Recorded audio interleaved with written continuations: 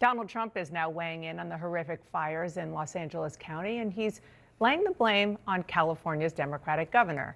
He said on Truth Social, quote, Governor Gavin Newsom refused to sign the water restoration declaration put before him that would have allowed millions of gallons of water from excess rain and snow melt from the north to flow daily into many parts of California, including the areas that are currently burning in virtually apocalyptic way, and saying, quote, he is the blame for this.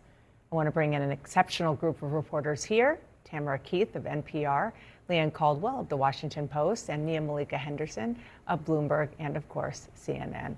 What a day. I want to start with you, Tamara, because you cover the White House, the outgoing and the incoming, obviously. And there's no surprise here that Donald Trump's response to these fires, which are still very out of control, is to blame the Democratic governor. We saw when he was in office the first time around, when there were fires, he blamed him for different aspects, or the other governor for different aspects, including not raking the forest and so forth. Can you just kind of, knowing a little bit about this, put into context, never mind the sort of the politics and the questions of the timing of it, but the substance of his accusation?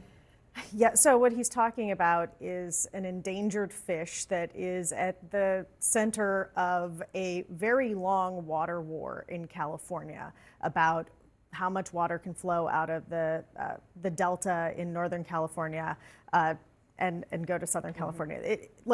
Trying to explain water politics in California is almost impossible. It goes back generations, sure. And this tiny smelt is part of it. I think that the larger issue here is that the future president is seemingly trying to start a feud with the governor of a state in the middle of a crisis, a crisis that is being driven by Santa Ana winds, and the fact that it hasn't rained. And it hasn't rained. It's been very dry in California. This is a dynamic that has existed in this state forever. It's why, it is a beautiful state, and it is also a state of tragedy repeatedly. I should say I grew up there too. So getting to the water component, absolutely. It's not just a California thing, and it's an entire Southwest thing. We have a California girl here, we have a Nevada native. Yes, there are absolutely politics involved in water control and how this water is used in California and elsewhere in these states that are thirsty, are very thirsty. But usually what happens, as we all know, when there is a national and natural disaster, is that you reach out to the leaders of the state, you offer them public support and assistance, you say good things about them. Now is usually not the time for politics, but as we all know, we have lived through this once. That is not usually how Donald Trump operates.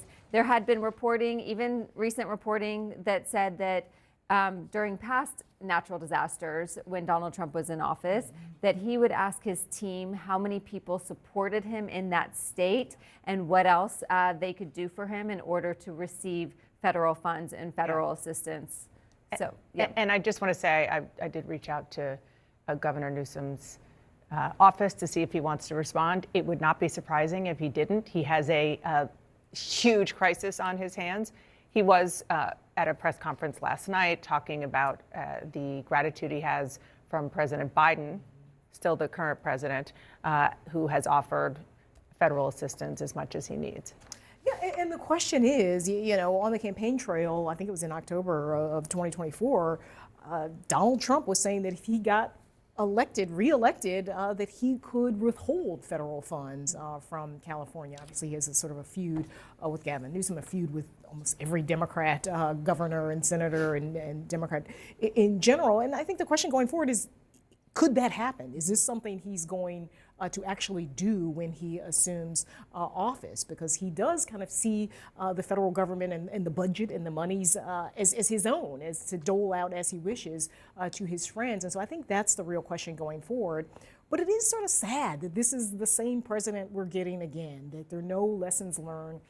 There's no sense that Californians are Americans, right? That they are struggling in these areas. 2 people have lost their lives. These fires haven't been contained at all. It looks like they're probably going to get worse before they get better, and that he doesn't have any sort of empathy and understanding about, over what these folks are going through. People have families there. Not only, you might have families still there. I have family there and friends as well. So it's just sad and still shocking. Literally, as you're speaking, what we're looking at are live pictures of neighborhoods in LA County burning. I mean, the roof there is literally on fire. And as we heard from local officials, LA officials in the last hour, they just can't contain it. You can see the wind there. You can see how aggressive the wind there. I mean, just talking to people, you've probably been talking to your family there. The winds are the Santa Ana winds are so strong and they're so hot that it's impossible for them to contain now. At this point, it is just about taking cover and staying as safe as possible and as far away from that as possible. Right, and hoping that the coastal layer blows back in eventually. Yeah, certainly in fires like this, they are trying to draw lines, but the lines are being crossed by the fire. Yeah. All right. Well, I assume we'll hear from President Biden at some point. It is definitely odd timing that he is there. As he said to Susan Page, our friend, he is awaiting the birth of his first great-grandchild somewhere in that area.